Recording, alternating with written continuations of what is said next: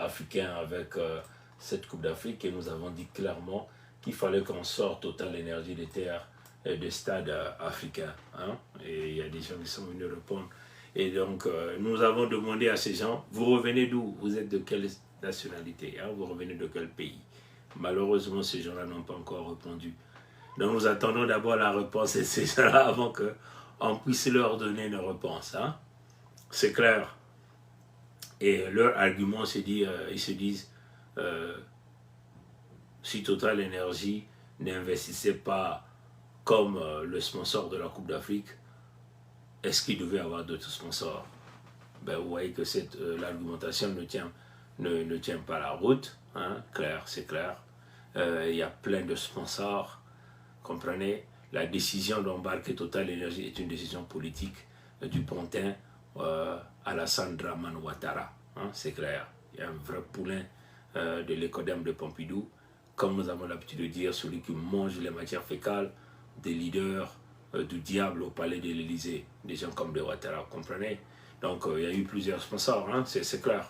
Et il faut encore dire que ceux qui dirigent, comme on appelle même, la Confédération africaine de football, nous sommes là dans une masse de la corruption de haut niveau, hein, corruption à la FIFA, corruption à la Coupe aux organisateurs, à la Confédération africaine de football. Comprenez, c'est normal que la politique puisse prendre la grande place. Total Énergie est une entreprise criminelle. Si les Ivoiriens n'ont jamais compris que Total Énergie est une entreprise criminelle, mais en tout cas les Congos sont bien là pour pouvoir expliquer qu'est-ce que Total Énergie a fait. Et aujourd'hui encore plus, il faut voir, même les Maliens, puisque nous avons vu que apparemment le Mali a dégagé Total Énergie et ses contrats. Les Sénégalais aujourd'hui, les jeunes Sénégalais peuvent témoigner de cette magouille qui se fait au niveau du Sénégal avec Total Énergie. Souvenez-vous qu'il y a eu un ministre sénégalais, je crois que des mines et l'énergie, qui avait démissionné compte tenu que Macky Sall avait simplement décidé de livrer le contrat des découvertes du pétrole au Sénégal à Total Énergie. Clair, comprenez? Donc c'est un contrat qui s'est réalisé sans appel d'offres. En réalité, ce monsieur avait déjà d'autres offres. Hein? Il avait vu la proposition des autres entreprises, mais Macky Sall a imposé un veto, et ce qui a poussé ce ministre de démissionner. Donc s'il y a des jeunes Ivoiriens et qui ne voient rien, parce que vous voulez les polémiques, mais nous ne sommes pas ici dans des conditions de polémique, vous voulez le débat il est clair. La Côte d'Ivoire est devenue une plateforme tournante éventuellement dans le zombisme des jeunes, c'est clair, avec des faux influenceurs qui jouent un rôle absolument nul, comprenez, et qui sont en acquaintance avec le pouvoir en place. Et aujourd'hui, la jeunesse africaine est boulonnée derrière des individus qu'ils ont appelés des influenceurs. Alors ils influencent à rien, ils sont que dans la futilité. Voilà pourquoi Ouattara peut-il patouiller les constitutions comme il veut, et là il se prépare encore à mourir au pouvoir ou à léguer le pouvoir à son cadet. Vous comprenez?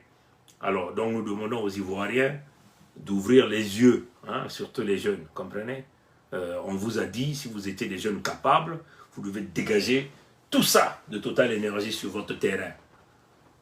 C'est ça la réalité. Si vous voulez l'engagement, le changement, on ne peut pas vous mettre là à permettre à une organisation, une entreprise qui finance la criminalité, de prendre le contrôle des terrains africains. Et surtout pas de tenter de boulonner, de programmer la tête des jeunes Africains en nous présentant Total Énergie. Il est temps de chasser cette entreprise, comme nous avons dit, dans le message rédigé par Tata Zing en Coupe d'Afrique, le paradoxe africain. Les Africains applaudissent, et ça c'est une réalité, applaudissent une Coupe d'Afrique sponsorisée en très grande partie par les multinationales qui financent également le terrorisme et les coups d'État sur le continent noir. Le cas de Elf, aujourd'hui actuellement appelé Total Énergie, qui n'est qu'un serpent qui change de serpent, qui n'est qu'un serpent qui change de peau. C'est clair. Donc c'est carrément, on peut simplement dire que Total Énergie change de couleur selon l'environnement qui se retrouve. Comprenez ça, chers amis. Voilà. le cas de Total, le cas de Elf, actuellement Total Energy, qui finance la mise à feu et en sang des terres Congo, qui a financé la mise à feu et en sang des terres Congo en 1997. Voilà un parfait exemple de l'équilibre de la charge karmique par les malfaiteurs qui financent la joie inutile de l'homme noir affamé après avoir financé ses peines et ses souffrances. Africains, réveillez-vous, Tatazing en couvre 777. Donc s'il y a des jeunes Africains qui réfléchissent, et là on voit que la plupart des jeunes qui ont réagi, surtout sur TikTok, la plupart ce sont des jeunes Ivoiriens, hein, des jeunes Ivoiriens qui sont des véritables égarés. Maintenant, on va leur dire ça ici. Hein, et c'est eux qui supportent Ngwebso Mathurin Albert, qui est un Ivoiro Dahomey. Aujourd'hui, la souffrance des peuples congolais, la souffrance des peuples Congo vient de Ngwebso Mathurin Albert, qui est de père ivoirien. Donc vous, les Ivoiriens, vous nous devez. Voilà notre position. Ici, là, on ne mâche pas les mots.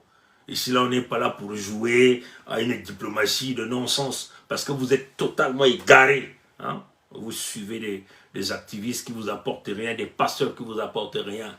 C'est ça la réalité. Et donc, vous devez ouvrir les yeux pour pouvoir sortir de l'obscurité dans laquelle on a placé tous les jeunes Ivoiriens aujourd'hui, les jeunes du Cameroun, avec un autre sénile au pouvoir qui est Biya.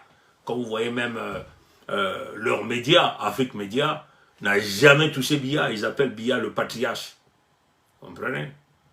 Alors vous avez un mourant, c'est comme nous avons l'habitude comme Patrick Ngemandong, hein, paix à son âme, le Gabonais avait l'habitude de dire un Kuyu Wayuma dans les conditions des aventures mystérieuses dans ce grand village que nous appelons Bangos avec le sorcier Fifion Ribana. Hein, comprenez? Ceux qui avaient l'habitude de suivre Patrick Ngemandong peuvent se souvenir.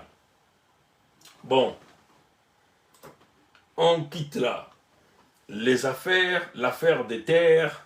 Les agriculteurs européens emboîtent le pas. Ntoto yenangu dieto udi kilanga. Ntoto yenangu dieto udi kilanga.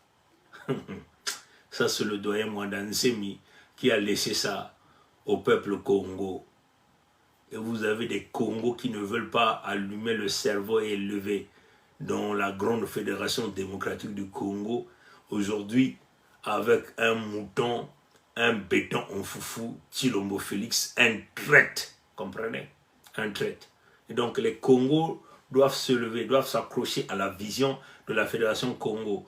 Les Congo d'Angola, Lorenzo est un traître, nous tenons à le dire ici. Lorenzo est un traître.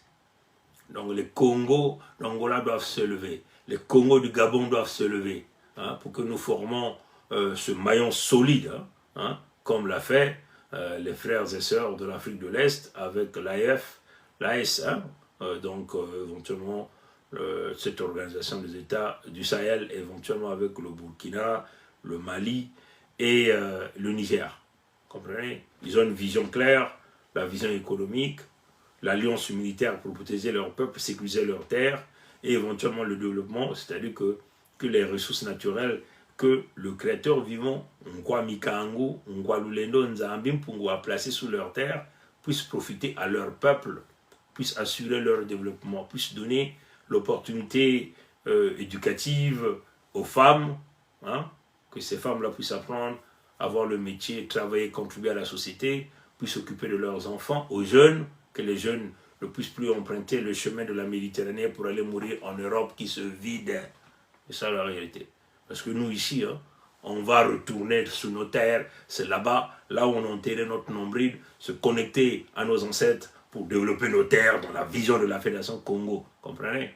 Et c'est ce que vous avez des leaders qui se sont levés et nous osons croire qu'ils sont dans une objectivité très claire pour pouvoir conduire leur peuple. Et nous demandons à ces leaders-là, à Assimi Goïta, Ibrahim Traoré ou Tchani, s'il y a des Maliens, des Burkinabés ou des Nigériens qui rentrent dans le contexte de coup d'État, vous les abattez en public. Voilà la position.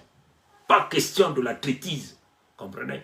S'il y a des Nigériens, des Maliens ou des Burkinabés qui vont aller chercher à coopérer avec d'autres peuples pour tenter de nuire et prendre le contrôle et livrer votre pays, vos terres, vos ressources naturelles, votre peuple à la vindicte des grands criminels, vous les abattez en public pour montrer le grand signal. Vous n'avez plus peur. Personne ne pourra vous donner les leçons de morale ici. Comprenez? Qui va vous donner les leçons